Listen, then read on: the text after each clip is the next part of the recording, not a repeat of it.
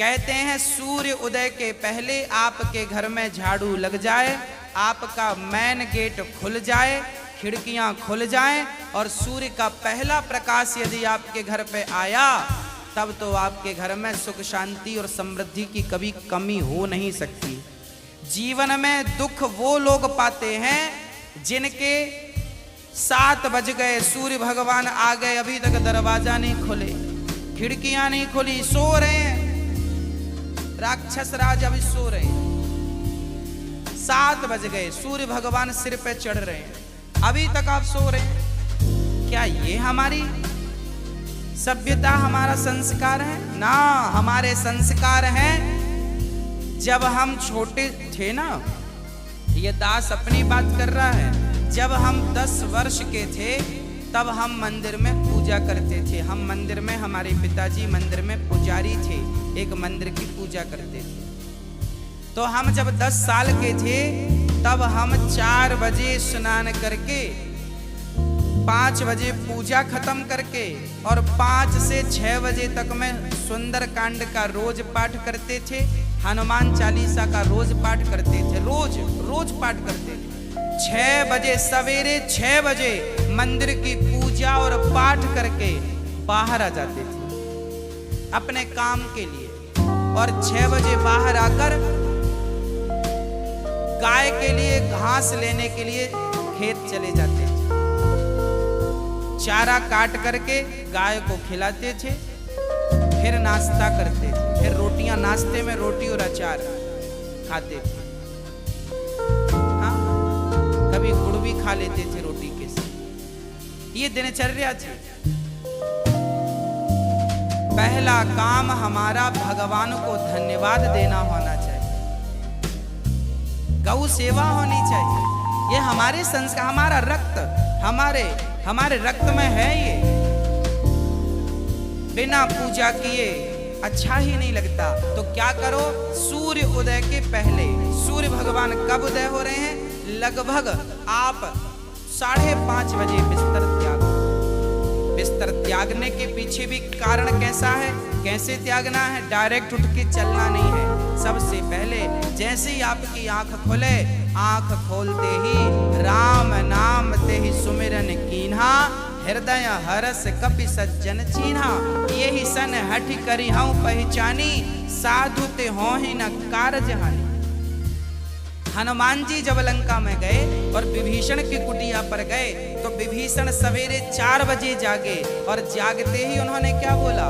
राम।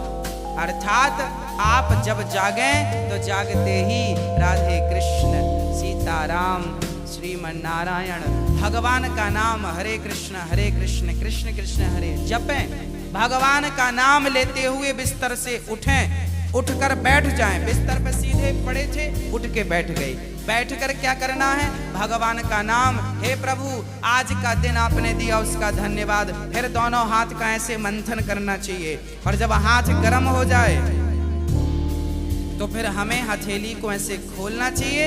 खोलने के बाद हमें एक मंत्र पढ़ना चाहिए। मंत्र याद ना हो तो आप ऐसा करो, कराग्रे वसते लक्ष्मी, कर मध्य सरस्वती, कर मूले तु गोविंदा, प्रभाते कर दर्शनम।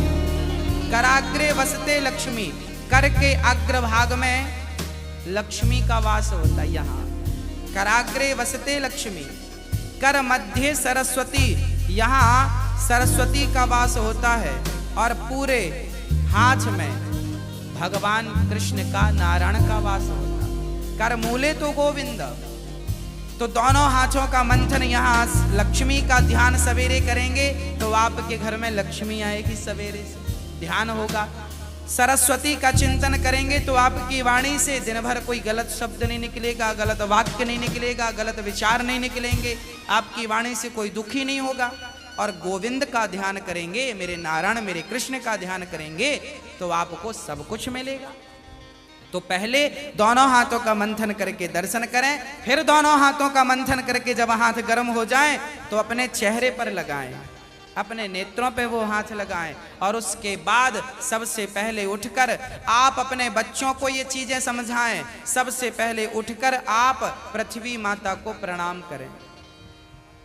पृथ्वी माता को, हे पृथ्वी माता, आपका धन्यवाद, आपने हमें एक अवसर दिया है।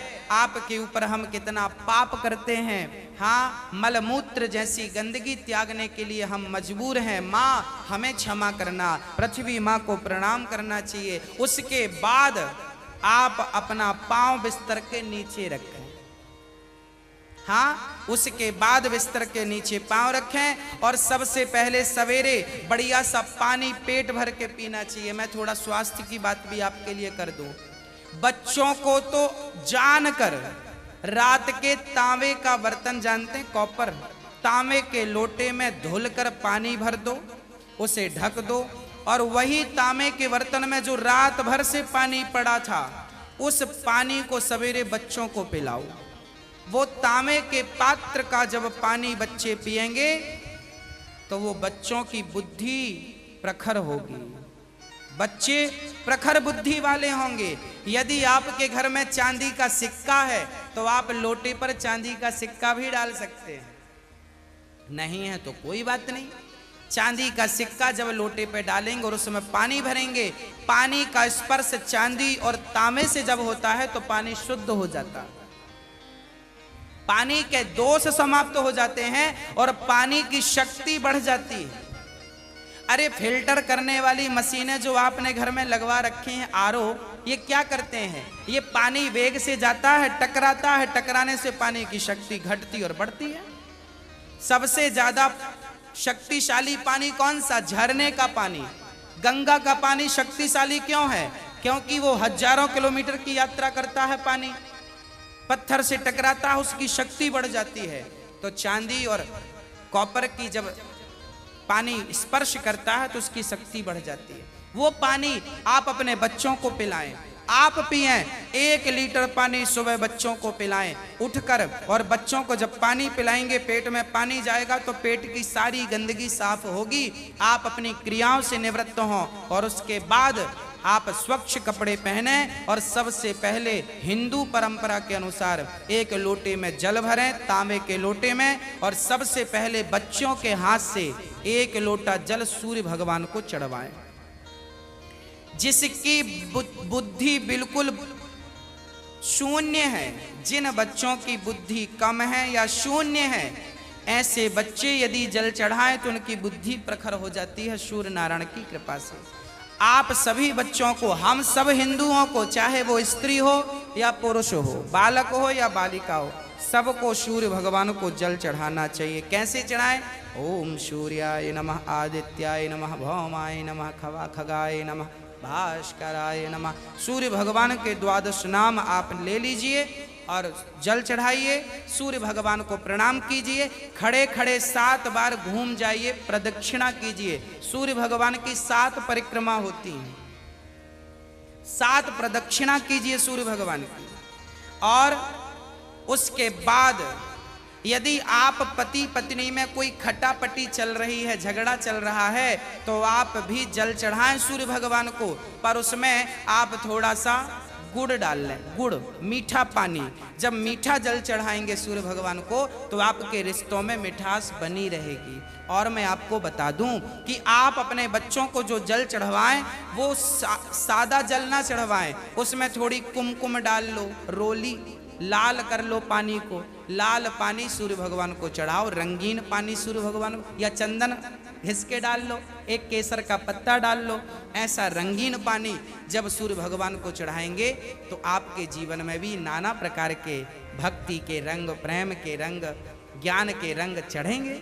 हाँ, तो सूर्य भगवान को प्रणाम करो। उसके बाद आप अपने घर से, जो आपके मंदिर हैं घर पे, ठाकुर जी को बढ़िया पूजन करो।